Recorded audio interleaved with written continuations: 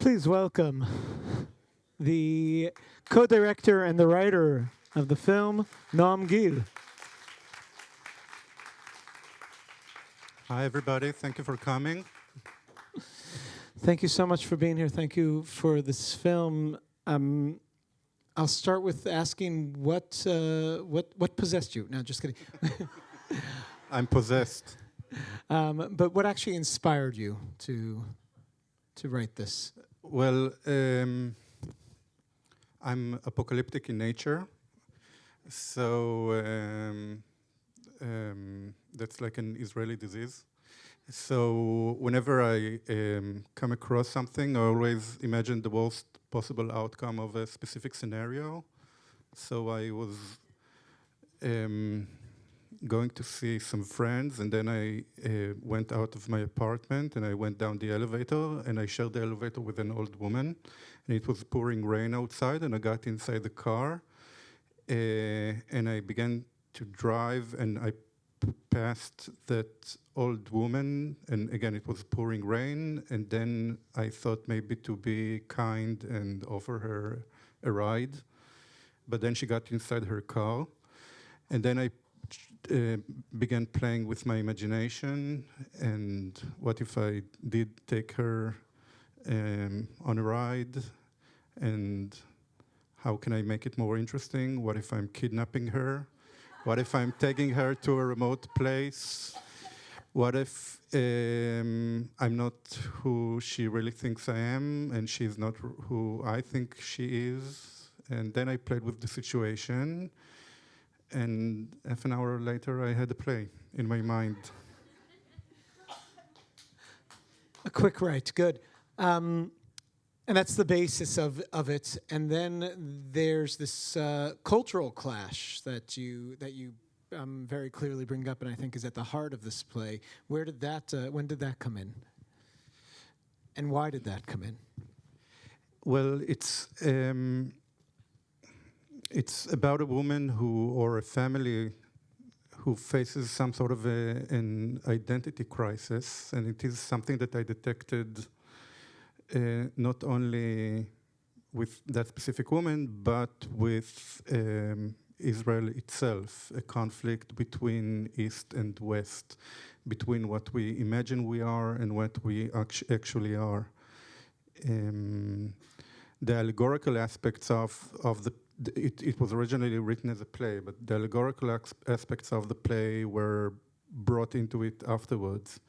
But I wanted to make them as far as possible from one another. He comes from a specific place, and she says that she comes from the complete opposite.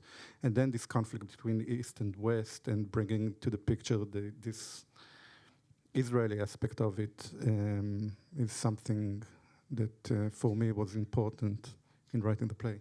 And we've been exploring that a little bit this week here through some of the films, and for years now, actually, both the Arab culture versus European culture, and its lack of acceptance in Israel. Last night we showed a play that we showed a film that actually talked about how the Mizrahi, the Sephardi culture in Israel, immigrants were brought in and immediately put into a lower class and not giving it a chance, and how that even resonates today now with a third generation.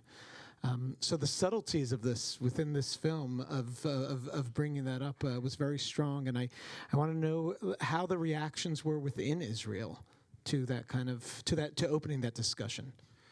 You mean the reaction to the movie? To the movie or the play, I guess, to the story. The play, I'm originally a playwright, and the play is, I don't know, my 7th play, and it was produced 4 years ago, and it is still running. It is not a blockbuster material, and yet it is my biggest commercial success. How it came about, I'm clueless. I mean, I don't know. I had much more entertaining and funny plays than that, but this play still runs and succeeds mainly, well, not mainly, but not only in Tel Aviv, but all around the country, and the Moroccan community. Some members of the Moroccan community in Israel embraced it, and I don't know if you can tell, but I'm not a Moroccan.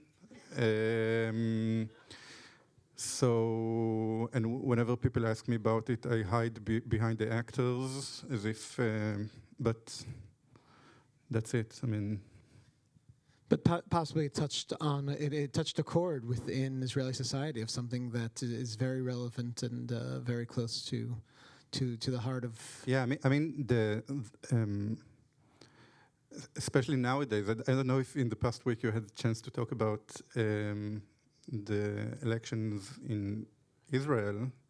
Yay, fascism. But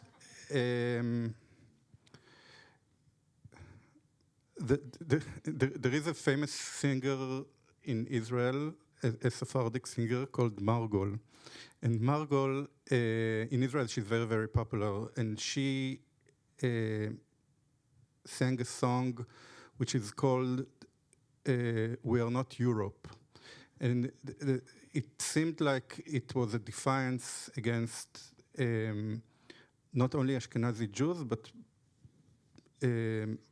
people in Israel who think that Israel are an extension to Europe.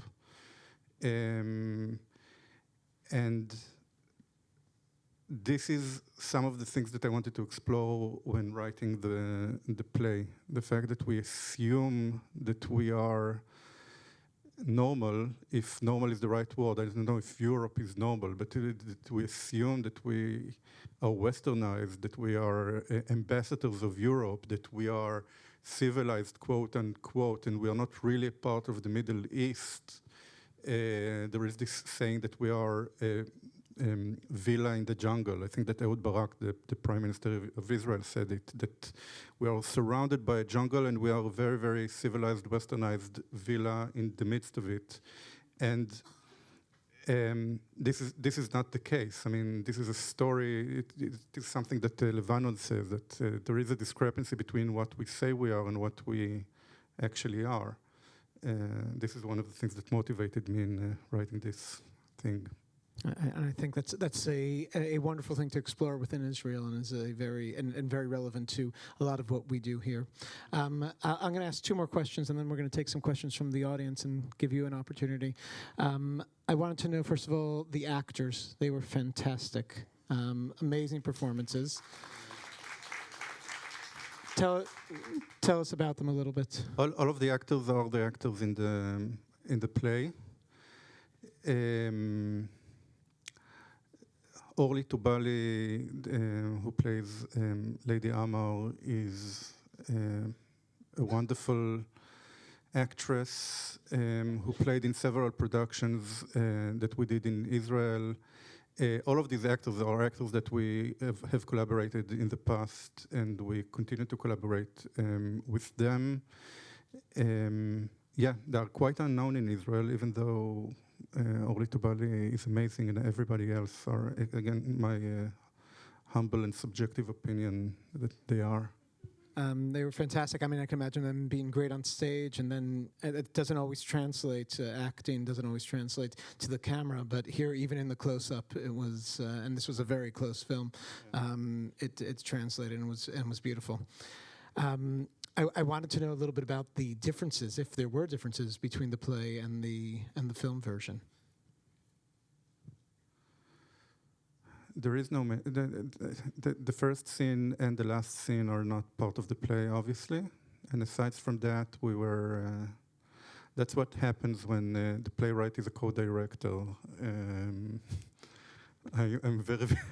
very loyal to my stuff, but I think that 95% of the play is in the movie. Well done. We'd love to take some questions from the audience. I see. We'll pass a microphone around. There's clear. One of the things that you see in the film is that the first generation of Moroccan immigrants are ashamed of who they are, and that the second generation is much more comfortable with their identity. But I'm wondering why in the second generation of the Moroccans, you didn't have like one very successful Moroccan, and you sort of made them all a little more working class or marginal. And Um, Not all of them are working class. The eldest is a very, very successful contractor. It's a tough question. I mean, at the heart of the matter, I mean, I can talk endlessly about the allegorical aspects of the movie and so on, but at the heart of the matter, it is a story, a movie about a woman who is trauma-stricken, who lost her son and lost her husband, and she wanted to get away. She didn't want to get away because of her heritage. She wanted to get away because, first and foremost, she had personal problems, acute personal problems. So I wouldn't define her as, I don't know, unsuccessful or something like that. It is a very... the reason why she got away from her identity are, first and foremost, because of her trauma. Yeah. There's a question here in the middle. Let's see who could get them. But let's just for the recording and everything else. It's interesting that you say that the first and the last scenes were not in the play, because the last scene, you now bring us to the question, which is throughout, was she really the mother? And then she says David, and of course the curtain comes down. So we are assuming that it's the trauma that prevents her, the trauma and what her life was, and she really was the mother. But did you mean it to be that Hitchcockian, that at the end, by adding that piece where she says David, so was that meant for us to hold on to a little bit of doubt as to whether or not who she was? I'll have to plead the fifth on this one. But I can say that my interpretation is as good as yours. We love directors like that. What did you think it meant? But it is another twist, and one of the things to kind of that we could take apart in this film is kind of the twists that go on from the very beginning. And one I mentioned Hitchcockian, but also just plays in the theater too. There's a structure to having these twists and turns, and everything that you thought you knew then changes. Yeah. Wow, this was quite a movie. Well, I'm a Jew of Moroccan background, and this is very troubling. Well, one simple question: the actors, were they Mizrahi or Moroccan? But and I have a bigger question than that. Yeah. Orly is 100% Moroccan. Not only that she's Moroccan, she has a very interesting story with her family. She's the last. Her family is the last family who moved out of Morocco in the early 1970s.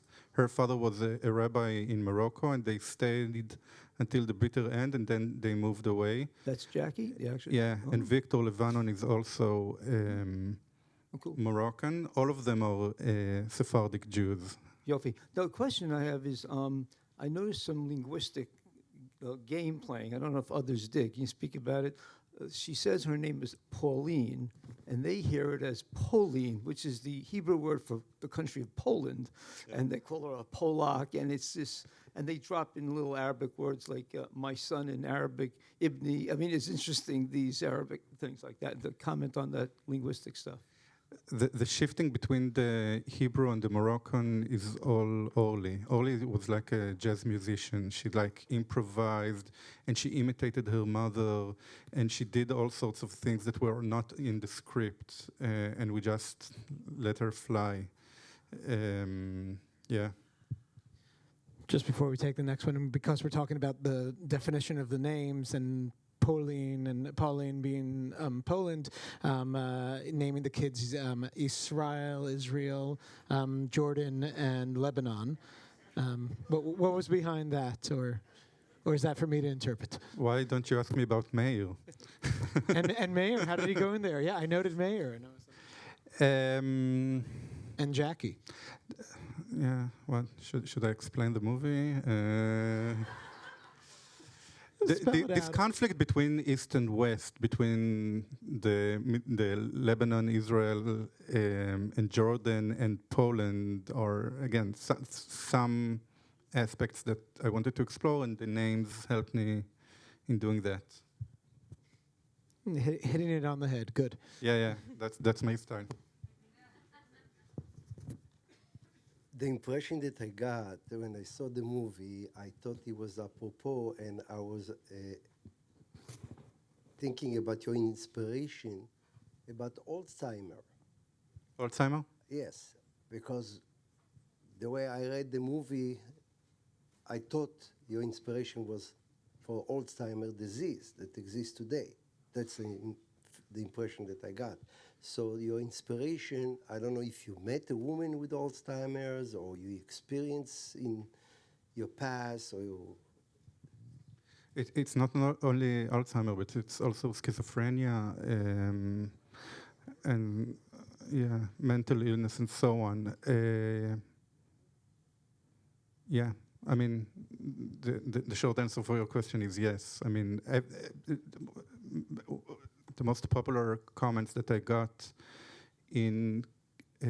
from people who saw the play and saw the movie is that I have a mother, or I had a mother who was exactly like that, and so on. And I'm glad that we touched a chord, if we indeed touched a chord. But that was the most prevalent comments that we have. But I gathered up itses and bitses from my grandmother and from all sorts of other people. So the short answer is yes, of course. And don't forget to throw in there also a victim of trauma and Yeah. the psychological impact of that. We're going to take one last question.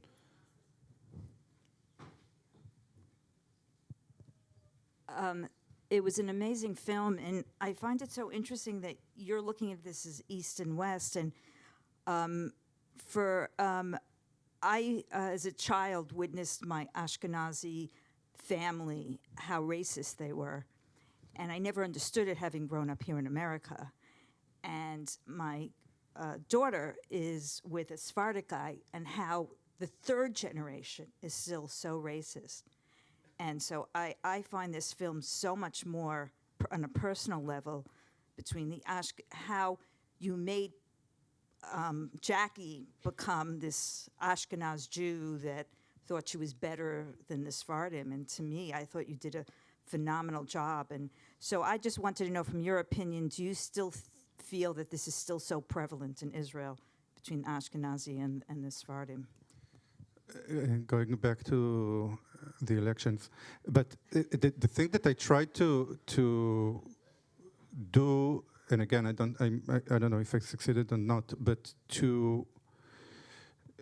and I'm a bit cautious here, to humanize racism, or to understand the function of racism, and what do we gain by, or what characters gain by affirming views that could be perceived as racist.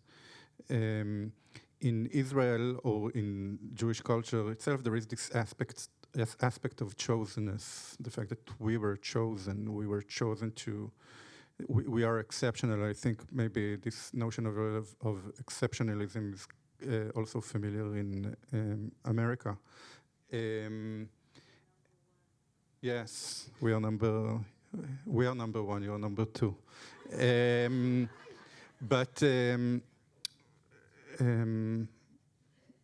So again, this is something that I wanted to explore and to understand, again, through this conflict between East and West.